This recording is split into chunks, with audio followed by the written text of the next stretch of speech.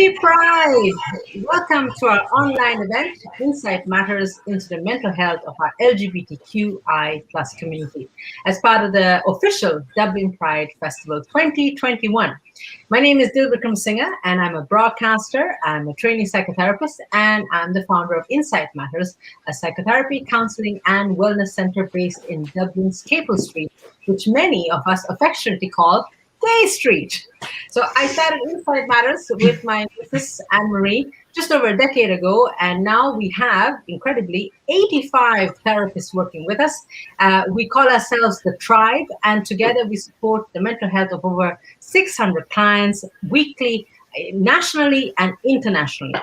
So do join us for a series of Pride Talks aimed at empowering you to take charge of your own mental health and wellness. Every Tuesday, right here on Dublin Pride for the whole month of June, you can join me and my guests for free workshops where we will combine insights and practical tools that can help you enhance your overall well-being. Next week, we'll focus on mental health. The following week will be parenting and mental health. And the final week, we'll be focusing on mental health in the workplace, whether you're working remotely or whether you're returning to the office. Now, after many years of working in radio, I can't do a show without doing a competition, without doing some kind of a giveaway. So for those of you who would like to have a chance of winning our Insight Matters t-shirts, which has the Pride logo and the trans logo, or a fabulous tote bag, which I absolutely adore, again, trans logo and Pride logo of Insight Matters, do email info@insightmatters.ie with your name and your address. And for the first 3 lucky people to email, we'll be happy to send you the tote bags and the t-shirts. So there you go, a giveaway. You can't have a show without a giveaway, right? So today is the 1st of June, and it's officially Pride Month. So you can officially start telling people, random strangers on the street, Happy Pride, and do it when they're least expecting it, right? Just as they're about to cross the street or just in there, taking out their phone, just shout Happy Pride to them, because it's an amazing month. It's the highlight of the month for us queer folk and for actually many allies and many other people.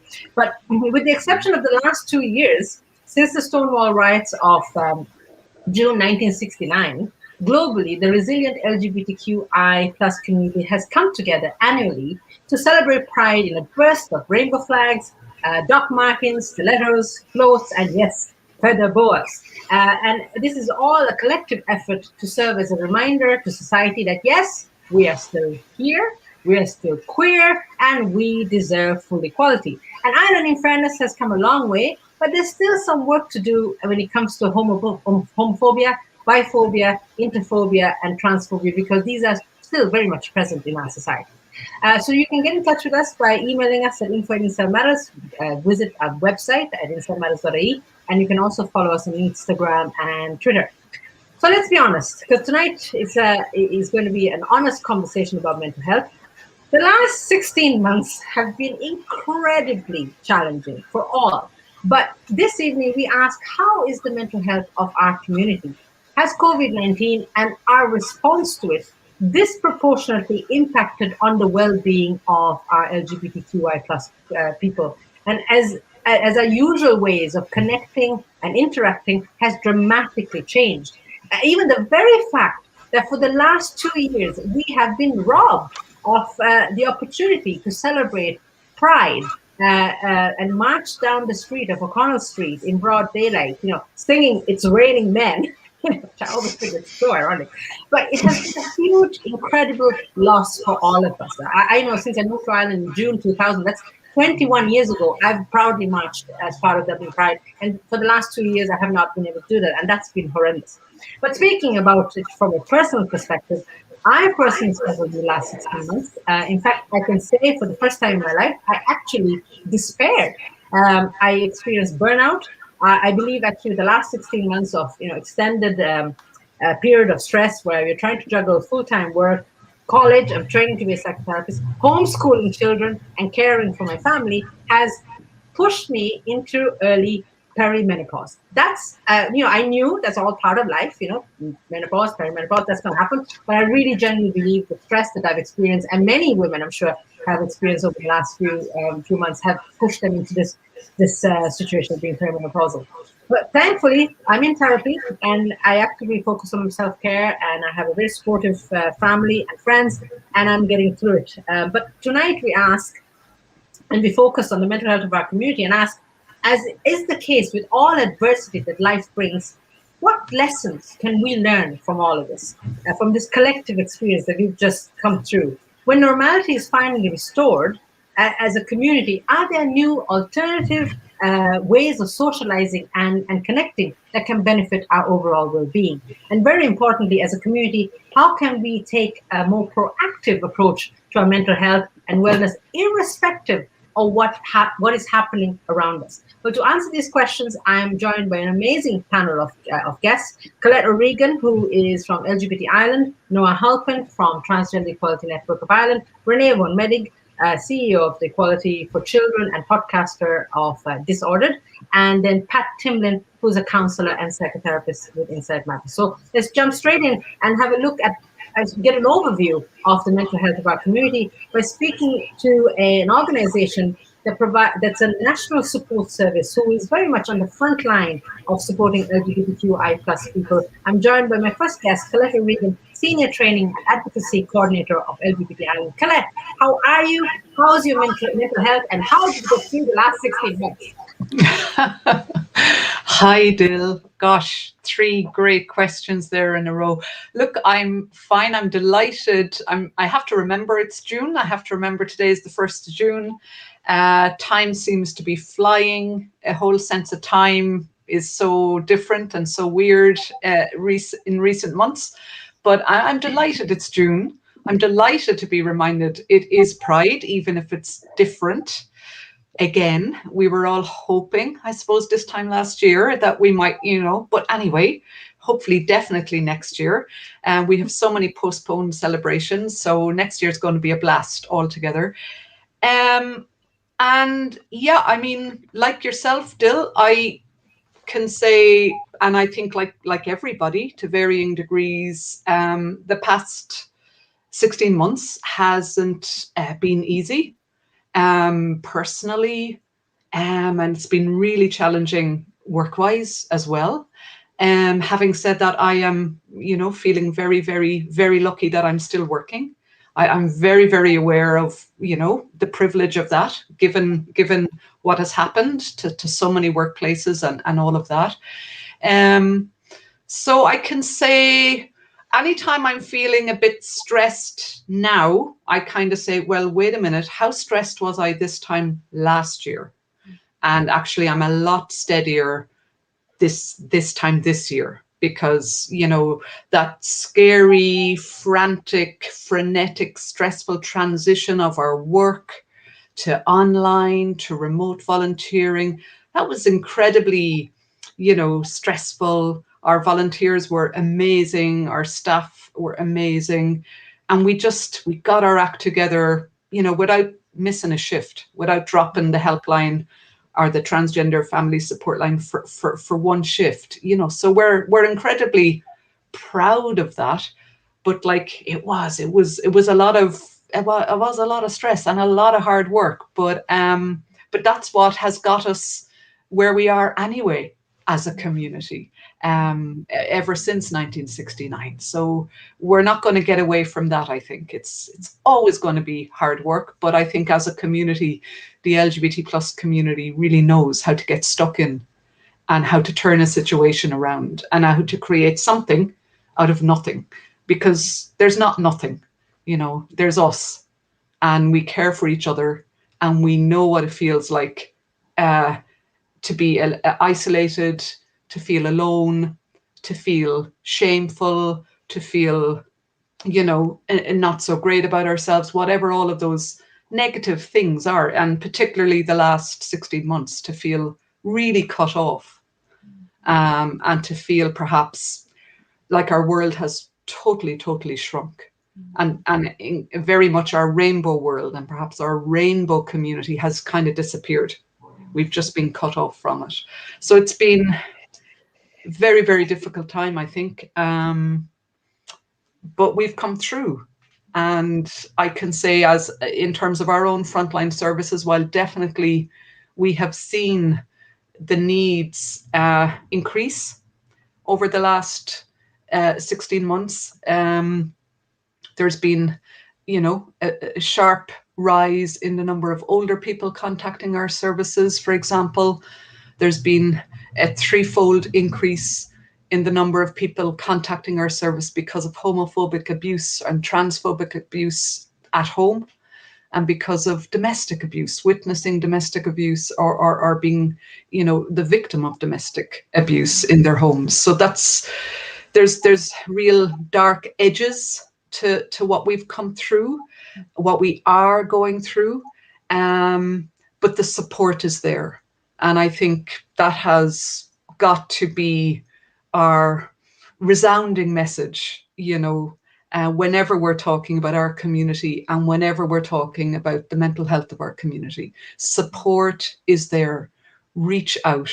We all had to do it at some point along our rainbow journey. We're still doing it, whether it's to our partners or our friends or our therapists or our colleagues. But, it's been an incredibly difficult time, and it's incredibly sad.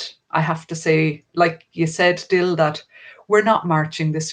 My God, don't we all want to get on the streets this year? Don't we really want to start just celebrating and shouting out loud and partying and dancing, but we just have to, it's like a dam. We just have to kind of hold it back just another little while. But it's gonna get free. We are going to break free of this. But I suppose we just have to keep safe and well as we do so. And speaking of support, because you're a wonderful organization that's supporting hundreds and thousands of LGBTQI plus people around the country, but who's caring for the carer? Because I believe you're also being supported to provide the support, and that really is worth mentioning. Yes. I mean, I suppose we do have a very strong support structure in place for our helpline volunteers. We have fantastic local helpline coordinators, because remember, the National LGBT Helpline is a collective of 7 helplines across the country.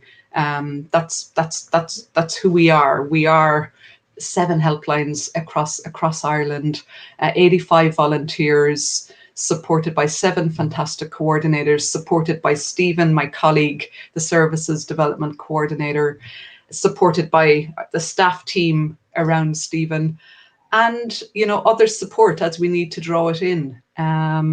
We've had certain self-care well-being sessions as a team at our annual volunteer conference, which was online sadly, and we were celebrating 10 years of the National LGBT Helpline last November.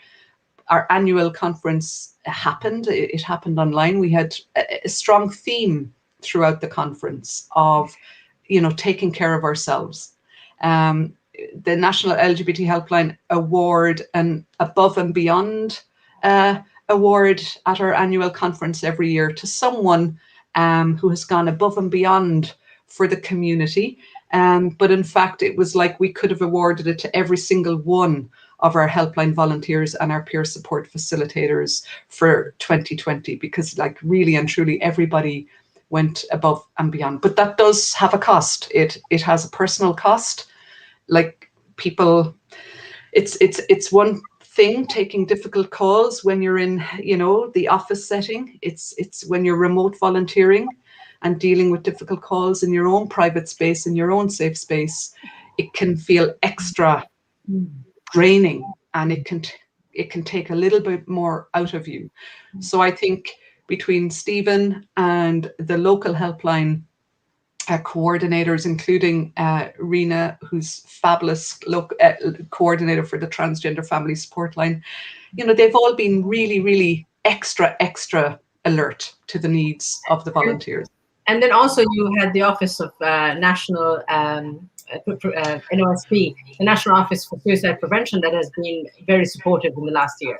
Yes, they fund our whole training work, whereby myself and my colleague Pam are the training team in LGBT Ireland. We train a lot of other frontline services so that they are better positioned, I suppose, feeling more confident and more competent in supporting LGBT plus people who are in their services, whether that's counselling services, healthcare services, community services, youth services.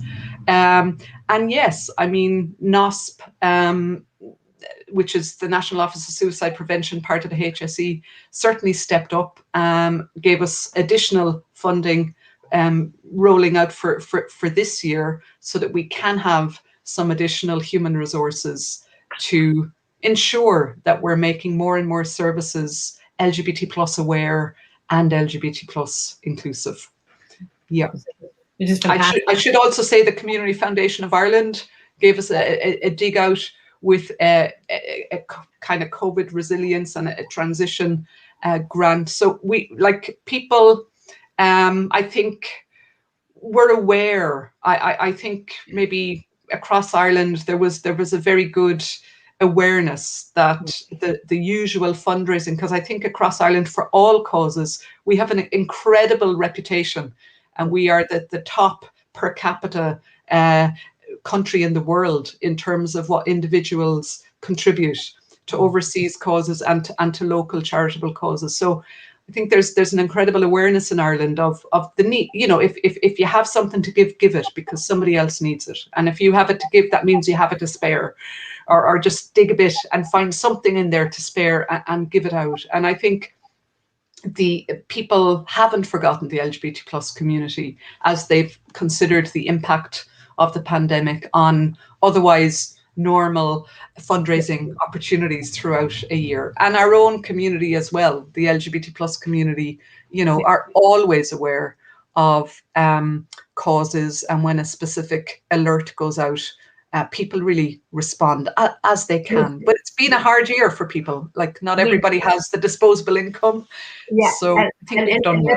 A good place to remind people that the community fund is open again as part of the Dublin Pride Festival, and to donate, go to dublinpride.ie/donate. And of course, you know, there's the Dublin Pride shop that's open on Duke Street as well. So get your Pride merch from that shop, because those proceeds will go to the community fund that will be able to then support organizations like LGBT Ireland. Collette O'Regan, thank you so much for joining me. Thanks, Dil. Onto trans mental health, because we're going to focus on the T in LGBTQ community, our fabulous friends from the transgender community. My next guest is none other than Noah Halpin, who founded This Is Me, and more recently became Community Aid Officer of TENI, the Transgender Equality Network of Ireland. Noah, you've had some year, apart from everything happening in relation to COVID-19, you took on a new role as a community aid officer in TENI. Then you accompanied a friend of yours to get top surgery, and then you ended up having surgery yourself. I mean, Noah, what a year! How are you doing? You couldn't make it up. I didn't even know I was having surgery when I accompanied my friend to have surgery. And yeah, it was mental. Sorry, was your friend like, Noah, this is supposed to be my moment? Are you like totally stealing my thunder or what? I was very much aware of trying not to. So no, he was delighted, and he had a great result, and he's very happy now. So that was the main thing. But yeah, it was very bizarre. We had to go across to Poland for that. We got back on the Friday. I was starting my new job that day on the Monday, and we were both diagnosed with COVID on that day. So you couldn't make it up.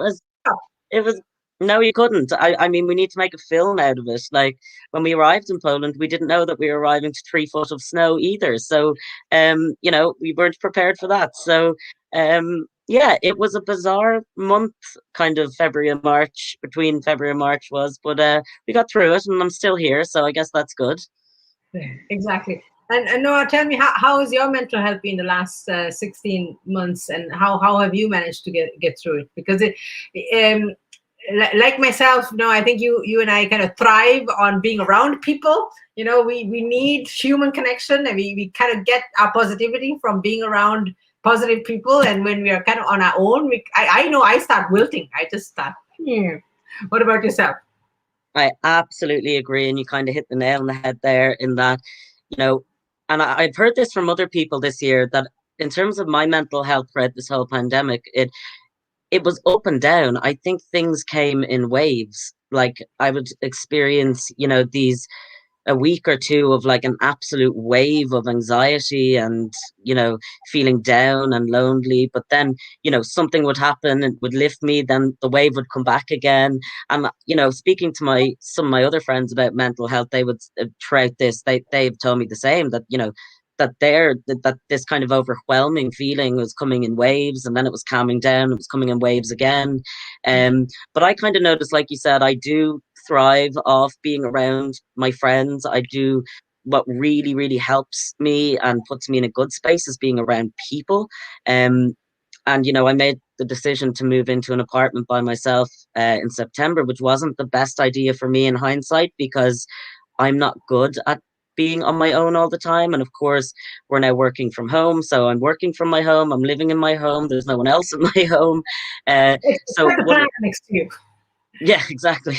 So one of the things I have found, and I have said it to friends, is that one of the worst kind of experiences I've been having in terms of mental health is this, feeling of loneliness a lot of the time. Because, prior to this pandemic, I would be physically with my friends every single day almost, or a friend every day, being able to go to people's houses and just, have dinner or a glass of wine is something that I didn't see as super important and maintaining, before all of this. And I've just realized just how much I need that in my life. Even being involved in different community projects, not being able to go to these meetings in person, because they're not just meetings to get work done. You're seeing your friends, you're seeing your peers, in person. It might lead to going for a pint and panty bar afterwards, so I, like Collette said, that we very much have been pulled away from our community in some respects, and I really do find that that has been the most tough thing for me, is being away from people and my friends. Absolutely. And how is the mental health of the trans community? Because obviously you're now especially with your new role within TENI as a community aid officer, you really have your ear to the ground. So not only you're aware of your mental health issues, now you're aware of you're really steeped into how the mental health is of the trans community. Because let's face it, before what happened in the last 16 months, the mental health of trans people hasn't been the best because of the services. Let's face it, the services are abysmal. We can talk about that for hours, and I get really mad, and everybody can get really mad. But so it was on its knees before this, and now what shape is it in, Noah? I'm almost afraid to ask.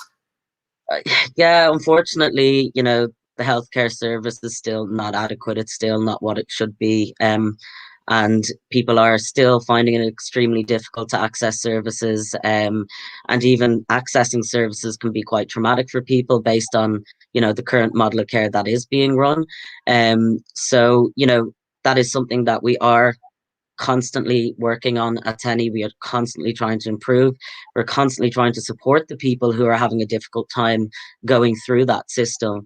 But in terms of the mental health amongst the trans community in general, I'm finding, I'm getting very mixed kind of answers to that question from the community. So you have a lot of people who their mental health is not doing very well at all, because they might be forced to be staying at home with family members who might not accept them. So, where they had an outlet to go out to, say, peer support groups or social events with the community, or just out with their friends who accepted them, that's kind of been pulled away from people. And, where someone is living with people who aren't supportive, or maybe people they're not out to, they're being forced to constantly live every day as a person that they might not feel they are, or experiencing some abuse at home because of that.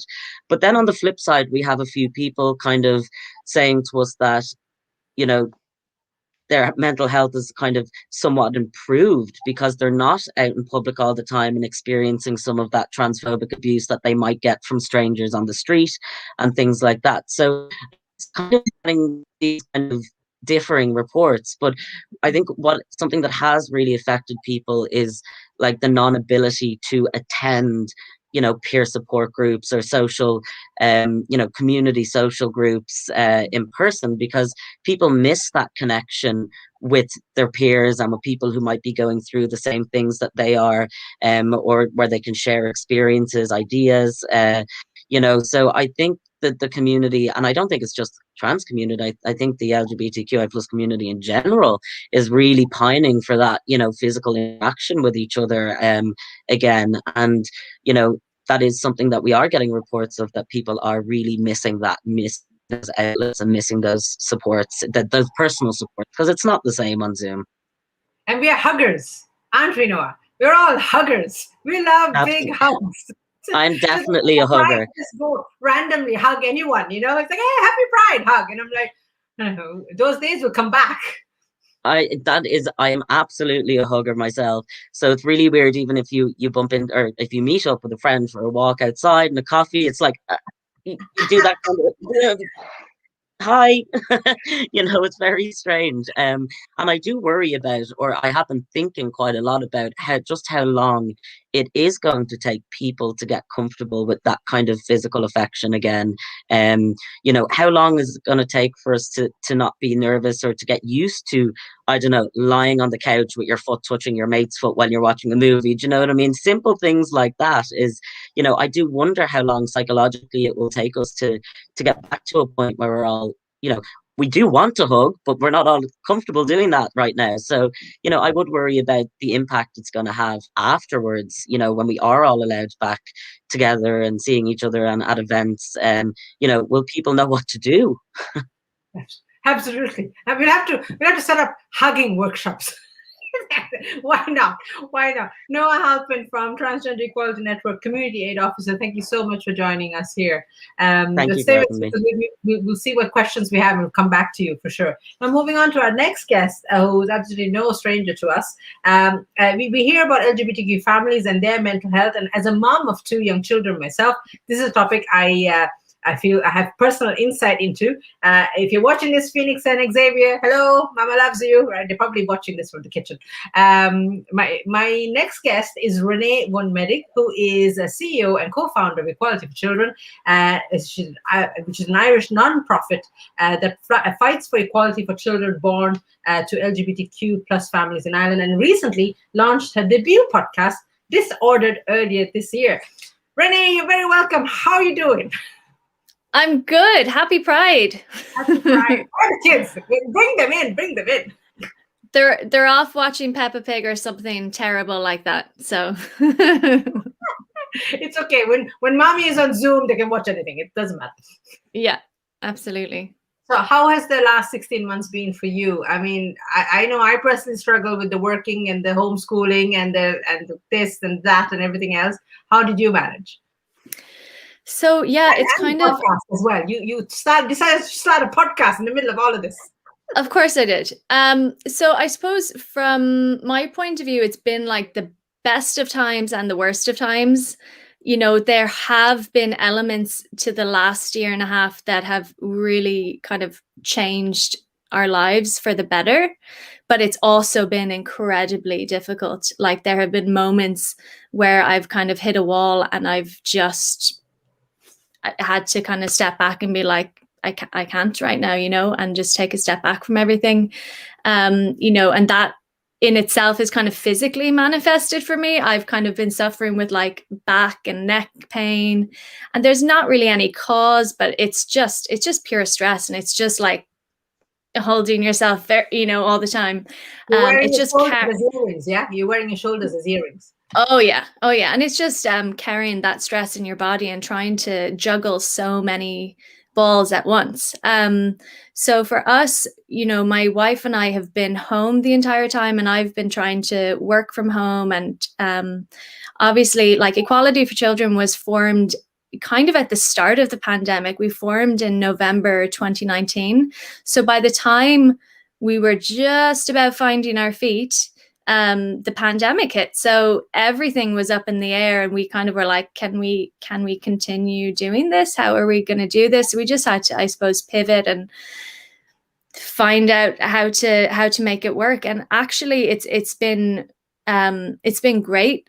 We've learned so much through that process, but it's been very, very hard, and it's been a lot of work.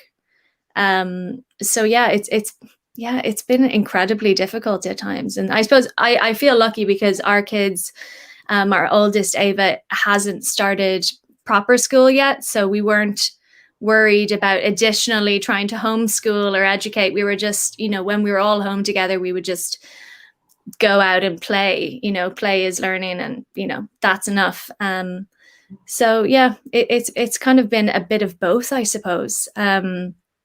With the podcast, I've had this desire, I suppose, to investigate the area of eating disorders and disordered eating and our relationships with our bodies and ourselves and food for a long time, because I developed an eating disorder at the age of 16, and it's something that I've very much struggled with throughout my entire life, so like 2 decades. And I was in a very good place of mental health, I suppose, and one of my friends approached me and said, I have this idea for a podcast, I want to produce it, will you do it? And I immediately said yes, and I had no idea how much it was going to bring me on a journey, and kind of discovering a lot about myself and discover a lot about my recovery, because we started recording that at the end of last summer, when things were opened up a bit more before we locked down again. So we recorded the bulk of it then, and then after Christmas I went back in to record some more like voiceovers and kind of piece these episodes together. And then we started releasing them in March to coincide with Eating Disorders Awareness Week.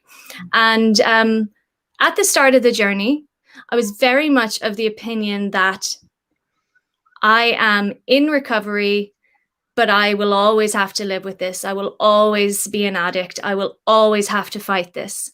I was very much of that opinion. And I suppose I had a bit of a victim complex. I was a bit of a martyr. I was a bit of like, this has been so hard for me, and I want everyone to know how hard this is. I was very much in that mindset. And as we kind of went through the process of releasing these episodes, and I had to do a lot of work on myself.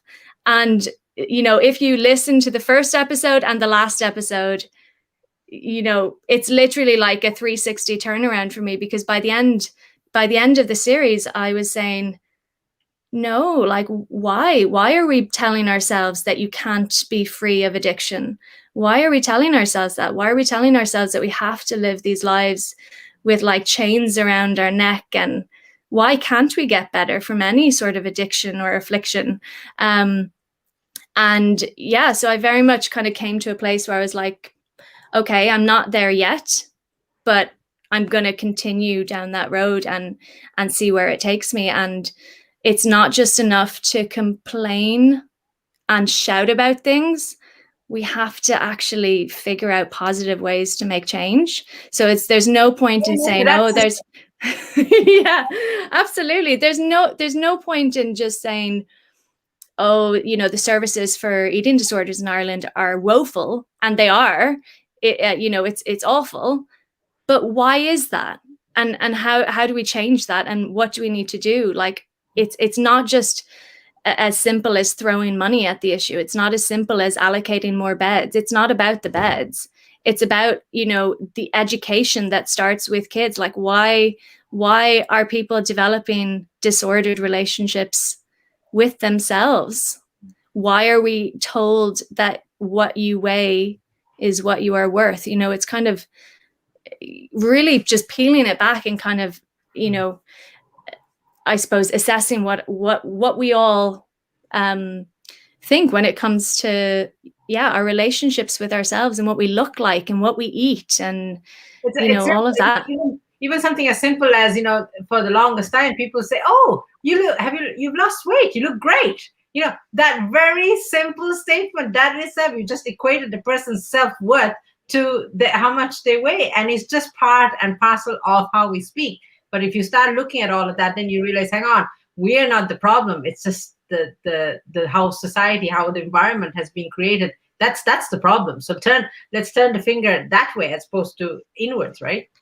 Yeah, and it was really interesting during the podcast to see how our community is disproportionately affected by these issues. Because a lot of people who develop either an eating disorder or any form of addiction, a lot of times it's about, you know, finding a way to escape, finding a way to have some form of control when a lot of other things in your life feel out of control, having something to identify with. So yeah, I think, you know, and obviously the lockdown has really heightened that for a lot of people. So there are more people than ever coming forward with, you know, looking for help for these sorts of issues. Absolutely. Yeah. I think that's a great place to move on to our next guest, Ranae. Thank you so much. That's Ranae von Medic, who is the CEO and co-founder of Equality for Children. And check out her podcast, Disordered, which is absolutely fascinating. Just very quickly, remember, Dublin Pride is working towards raising funds through the community fund. So if you'd like to donate, go to dublinpride.ie/donate and buy all your Pride merch from the Dublin Pride shop on Duke Street. So all of those funds will go towards, you know, supporting amazing charities like Transgender Equality and Network of Ireland and LGBT Ireland and Belong To, and so to speak. So speaking of what are these issues, I think Ranae really framed it beautifully, because in the last 16 months they have been incredibly challenging. So what are the issues that have made their way into the therapy room, and how can seeing an LGBTQI plus affirming psychotherapist help in these times? Because I know when I first went to therapy, I felt I had to educate my therapist at the time around, you know, what it is to be a lesbian, what it is to be a migrant, you know, and I found that's not fair, because at the end of the session, I had to pay them for educating them. That's not the way it works. Therapy should be the one place you could go to and feel you can bring all of yourself and not feel that you have to explain yourself or have your spars up expecting some comment to come out of nowhere and to ruin your process. So my final guest this evening is Pat Timlin, who's a counselor and psychotherapist at Inside Matters. Pat, you're joining us from the beautiful Sapphire Room in Inside Matters. It's very grand looking, can I say? How are you? It is. I would love to say this is my fireplace from home, but it's not.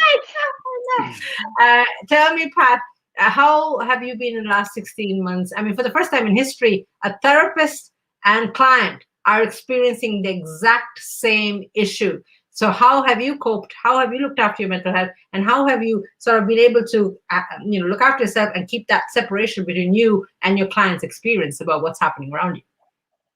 Yeah, well, it's been a challenging year. For me personally, there's been a lot of change. I've moved house, moved down the country. So commuting up and down to Dublin has been different, has been a challenge. You know, it's great to hear Ranae talking about recovery.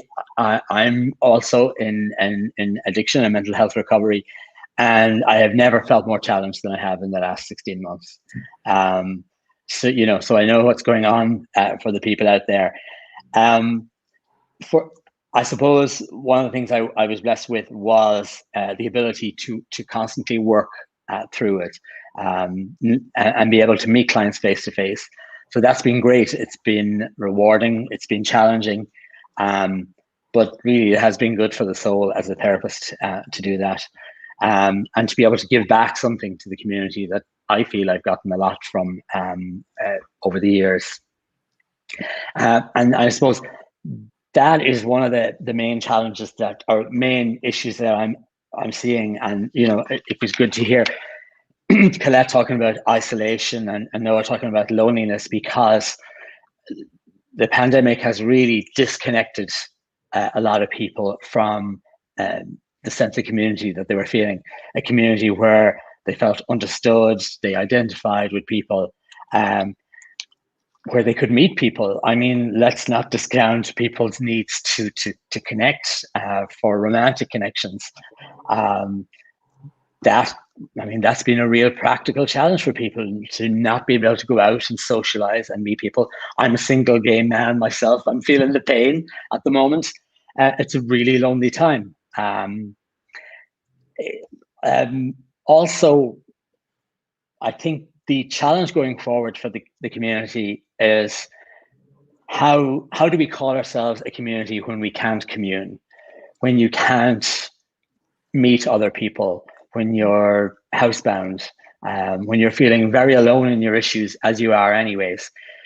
As you know, we're all, as human beings, we're hardwired for connection, whether we like it or whether we know it or not. And we have a real need to be part of something bigger than ourselves. You know, it's why we use the word tribe so well in Inside Matters. And for me, one of the blessings this year as well was that last August I became part of this tribe. Okay, you're gonna feed from the energy. Yeah. Yeah, you know, I get a lot from that. You know, I know that there's help there. I know that there's people I just know that they're there, and there's people I can go and talk to about issues that they will identify with, and that they'll understand, and that I won't feel judged. You know, I am really sad, really thinking of, you know, the stories that are coming in at the moment. You know, I just say I have like young gay male clients who it's difficult for anyways. They're like, I would say that the dating apps have never been busier, even though people were not meeting on them.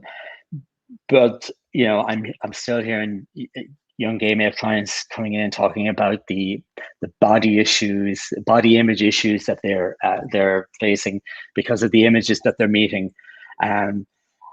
When they might have been able to go to the George and meet friends and meet people in a more kind of organic and less forced way, you know.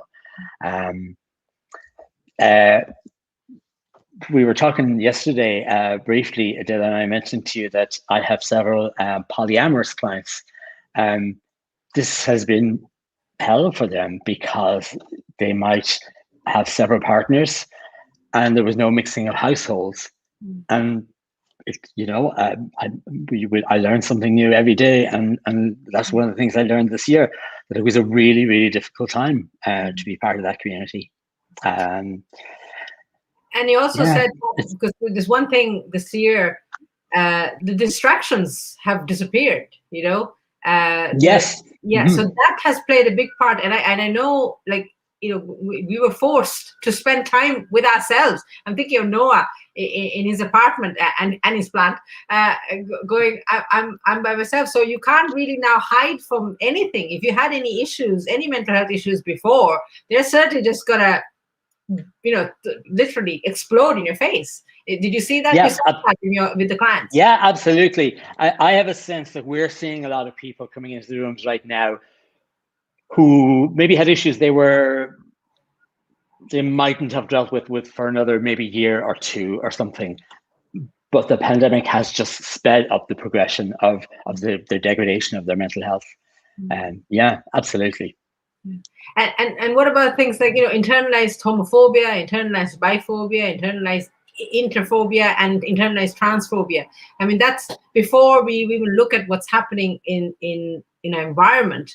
You know, we obviously were born into a world that is not accepting of our very existence. So like I remember, if it wasn't for therapy, for the longest time I thought, you know, this is the truth. I thought for the longest time gay people shouldn't have children, and this was because of the indoctrination of the Jehovah's Witnesses when I was growing up. And it was thankfully during therapy that this horrendous piece of information kind of surfaced, and I realized, oh dear God, I need to get rid of this, you know. And thankfully, because I did that, I'm now, you know, I'm not saying all gay people have to have children, but for me, it was the right choice for me. But that internalized homophobia could have stopped me from living my best life.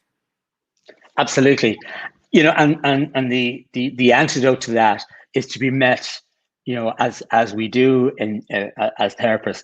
Foremost is to meet our clients without judgment, you know, to instill in them the implicit value of the human spirit, you know, in all its forms, and, you know, in all its body forms, and to be empathic and non-judgmental to them. And people are missing out on that without having a meaningful connections at the moment, you know. Big time. That's the real damage of the pandemic. Yeah, and I keep going back to, I suppose, what Collette mentioned. You know, we are an incredibly resilient bunch. We have been through hell. I mean, let's not forget the very beginnings of Pride in Ireland. You know, it happened after the blood of Declan Flynn was shed in the Fairview Park. You know, so we have been through incredible times. We've all experienced some form of prejudice or discrimination. So and like, unfortunately, I often think, when I think of myself, I always think I've got this my resilience muscle is well able, you know, because I've had so many ups and downs in life, and I think maybe somebody else who maybe didn't have to go through all that adversity might kind of fall down at the first hurdle. So let's not forget, as a community, we are a very resilient bunch. So I'm conscious to go back to Collette, and I want to come back to all of you. Just a message. What would you like to say to Pat? Thank you so much for joining us and for that, you know, insight into the therapy room. Collette, what would you like to say, and just be mindful of time, to someone watching this? Because Pride was, you know, I always think of my first Pride. When I first came to Ireland, it was 21 years ago. Within the first 24 hours of arriving in Dublin airport, I found myself marching down O'Connell Street as part of the Pride. It was a complete fluke. I think it was higher power, universe, Destiny. And all that. Absolutely. You know, God is great. She's fabulous. You know, she's down on me. So a lot of people are going to be, I missed that last year and this year. So what can we say to people to give them a message of hope around, you know, just hang in tight, but also around how the community is here to welcome you when you're ready at your own pace, that there's many ways of connecting with us, and it doesn't, just because Pride is not there physically, there's other ways to connect in. Look, there's so much I want to say to that, because I want to give so much hope, because I truly believe, even though it's been incredibly difficult, we are going to come out of this more aware of the need to support each other and of the needs we have as a community. And I think, you know, maybe Ireland as a whole, everyone in Ireland, you know, if we didn't have something in common before COVID, and if we didn't have struggle and, you know, mental health awareness and discussion about mental health, if we didn't have that in common so much before COVID, I think we definitely have it now. I think I was kind of astonished how quickly and how much, you know, a kind of, you know, narrative, a positive narrative around mental health took hold in the popular culture and across all media, and it didn't just pop up for a week and disappear. It held, and we're still talking. So I kind of feel I always feel it's very hard thing to say that there are maybe some silver linings on this awfully, awfully, awfully dark cloud and dark time we've all been through. But I think there are. And I think, you know, which silver linings will I talk about? I mean, let me talk about just some of the new services that have come about as a result of the 16 months we've been through. We have additional peer support groups. Why? Because they went onto Zoom. No, I totally agree with you. It's not the same. I'm a Zoombie, not a zombie. We're all Zoombies now, you know. But